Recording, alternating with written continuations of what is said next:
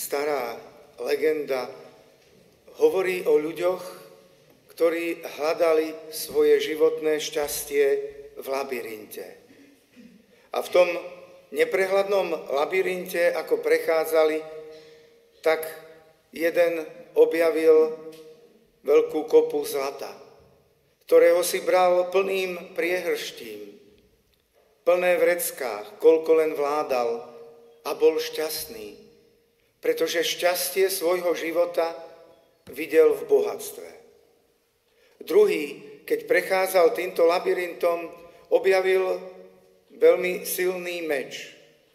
Zobral si ho a bol šťastný, pretože svoje šťastie videl v moci a sile. Tretí sa zastavil pri množstve vyberaných jedál a nápojov a bol šťastný, pretože svoje šťastie videl v rozkošiach a v pôžitkoch.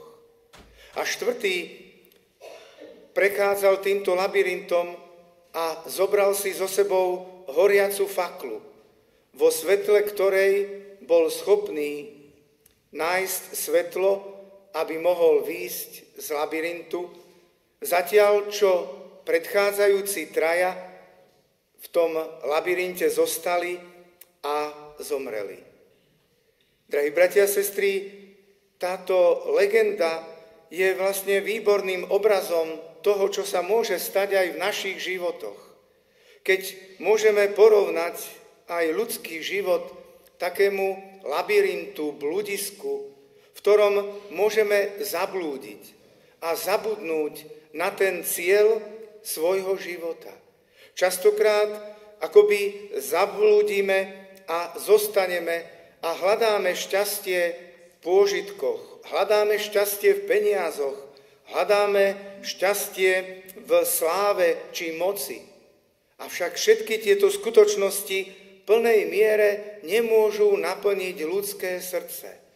Pretože už svätý Augustín hovorí, nespokojné je moje srdce, kým nespočinie v Tebe, Bože. Sme stvorení pre vyššie veci.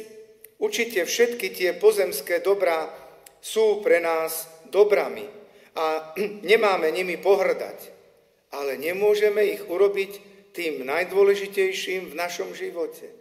Nemôžu sa stať cieľom nášho života. Sú prostriedkom a pomáhajú nám a potrebujeme peniaze, potrebujeme zabezpečenie, potrebujeme jedlo, aby sme mohli žiť určitý dôstojný život. Ale toto všetko sa nemôže stať Bohom nášho života. My všetci si potrebujeme klásť otázku, aký zmysel má celý náš život, všetko naše trápenie, čo nemáme v živote stratiť, aby sme skutočne mohli byť šťastní. Túto otázku si položil aj slávny spisovateľ a básnik Goethe, ktorý vraj povedal, všetko svoje umenie a poznanie by som obetoval za to, aby som našiel odpoveď na 3 otázky. Odkiaľ pochádzam, kam smerujem a čím mám naplniť túto cestu svojho života. Áno, drahí bratia a sestry, toto by mali byť podstatné otázky aj našich životov. Odkiaľ pochádzame, kam smerujeme, aký je cieľ nášho života a ako sa k tomuto cieľu môžeme dostať. Dnešné evanjelium, ktoré nás vovádza v 14. kapitole Jánovho evanjelia do večeradla, do tej chvíle, kedy Ježiš prežíval úzkosť svojho odchodu z tohto sveta, pretože to bolo po poslednej večeri.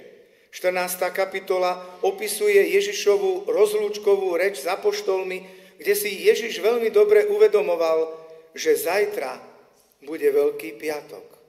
Že zajtra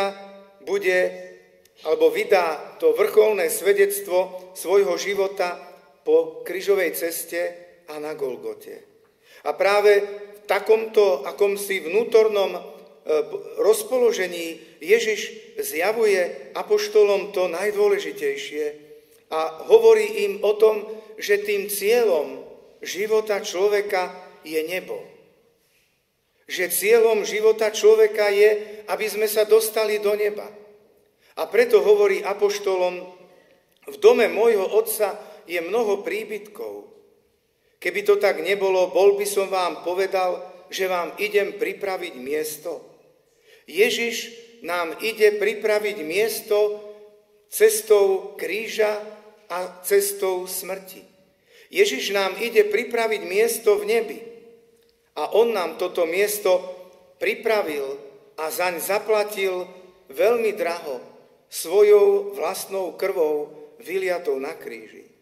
Drahí bratia a sestry, táto pravda by nás neustále mala akoby vnútorne uchvacovať, naplňať úžasom nad tajomstvom Božej lásky. Ježiš hovorí nielen apoštolom, ale aj nám, idem vám pripraviť miesto. A my vždy, keď sa pozeráme na kríž, pozeráme sa na tú bránu, ktorá nám otvára miesto v nebi. Ježišov kríž, Ježišova smrť, Ježišova láska, Ježišova obeta, ktorú on prejavil vrcholným spôsobom na dreve kríža, zostáva pre nás všetkých tou úžasnou výzvou, aby sme aj my vo svojom živote pamätali, že cieľom nášho života je nebo. Že cieľom nášho života je večný život. A že práve tá cesta, ktorou máme kráčať do neba, je cesta každodenného života. Cesta každodennej námahy. Je cesta obety. Je cesta odpúšťania. Je cesta lásky. Pretože Ježiš tu ďalej v tomto rozhovore s apoštolmi akoby zjavuje to tajomstvo samého Boha. Tajomstvo Božej lásky. Keď sa ho Filip pýta, Pane, ukáž nám Otca. A Ježiš mu odpovedá, Filip, toľký čas som s vami a nepoznáš ma. Kto vidí mňa, vidí Otca. Ježiš tu zjavuje tajomstvo Najsvätejšej Trojice. Tajomstvo Boha, ktorý je láska. A práve preto my všetci, ktorí sme stvorení na obraz samého Boha, máme si neustále pripomínať a uvedomovať, že my sme stvorení pre lásku. Že zmyslom a cieľom ľudského života nemôže byť nič iné, ako stávať sa podobný Bohu. Aby ľudia, ktorí vidia nás, videli v nás lásku Boha. Tak ako Ježiš hovorí, kto vidí mňa, vidí Otca. Aby sme my mohli, alebo o nás, aby bolo možné povedať, že ten, kto nás vidí, vidí lásku Boha, ktorá prúdi cez nás. Cez naše srdce, cez naše slova, cez naše skutky, cez naše postoje, cez naše odpúšťanie, jednoducho cez celý náš život. Teda dnešné evanjelium nám ponúka odpoveď z večeradla na otázku zmyslu a cieľa ľudskej existencie a nášho života. Práve túto odpoveď máme prijímať sebe. Táto odpoveď nás má naplňať veľkou nádejou aj vtedy, keď smrť príde do nášho života, keď nám vyrve niekoho blízkeho. Aj teraz svätá omša je obetovaná za vášho rodáka, kňaza Pálka Pavlíka, ktorý, tak ako zaiste všetci dobre viete, veľmi nečakane odišiel z tohto sveta. A určite môžeme si klásť otázku, prečo ho Boh povolal. V týchto dňoch by oslavoval svoju 50-ku. Koľko mohol ešte urobiť dobrého ako kňaz v službe oltára. Koľko mohol ešte za tie roky pozbudiť ľudí a priviesť k Bohu, budovať Božie kráľovstvo. Zaiste sú to naše ľudské otázky, na ktoré nenájdeme odpoveď. Tá odpoveď je ukrytá v Bohu. Teda vždy, keď príde smrť aj niekoho blízkeho, keď my sami cítime silu smrti, choroby, utrpenia, bolesti, skúšok v našom živote, Ježiš nám hovorí, nech sa vám srdce nestrachuje. Veríte v Boha, verte aj vo mňa. Máme miestenku v nebi. A tá miestenka nebude zrušená. Možno minule aj tu bolo vyhlásené, že dnes mal byť gala koncert bratov Babiakovcov v našom farskom kostole v Topolčanoch, ale teda organizátori tento koncert zrušili z technických príčin, takže odkladajú tento koncert. Pán Boh nie je takýto ako títo organizátori. Pán Boh nám Ježišovi Kristovi cez jeho krv a cez jeho obetu zaslúžil miesto v nebi. To miesto je isté. Len je na nás, či máme oň záujem. Viete, ak budeme žiť tak, ako keby neba nebolo, ak budeme žiť tak, ako keby Boha nebolo, ak budeme žiť v hneve, nenávisti, v neláske, ak svoje srdce otvoríme zlu, práve vtedy my sami sa zriekame tohto miesta, ktoré je pre nás pripravené v láske Božej. Nebuďme nerozumní, nebuďme nemúdri. Uvedomme si, že tento náš krátky život, veď kto z nás môže sa zaprisahať a povedať, že sa dožije zajtrajška. Nikto z nás nevieme ani dňa, ani hodiny. Smrť určite príde. Smrť je istá, hodina neistá. A práve toto vedomie nás nemá viesť nejakej bezútešnosti či nejakému strachu, ale naopak má nás viesť tomu, aby sme svoj život naplno prežívali v láske.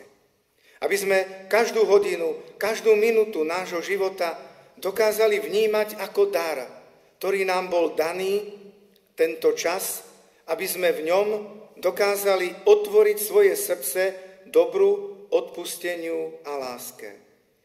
Pane Ježišu, prosíme ťa, Ty buď našou cestou, aj vtedy, keď náš život je ako krížová cesta. Pane, Ty buď našou pravdou a daj nám túžbu, aby sme túto Tvoju pravdu túžili spoznávať v Tvojom slove, ktoré nám dávaš, ktoré nám ponúkaš a my tak často o nemáme záujem. Pane Ježišu, Ty buď našim životom. Všetci túžime žiť, všetci chceme mať šťastný život, ale zároveň daj nám, Pane, milosť, aby sme pochopili, že Ty jediný si ten, ktorý máš život v plnosti. Že Ty si ten, ktorý nám ponúkaš nielen tento pozemský život, ale život vo večnosti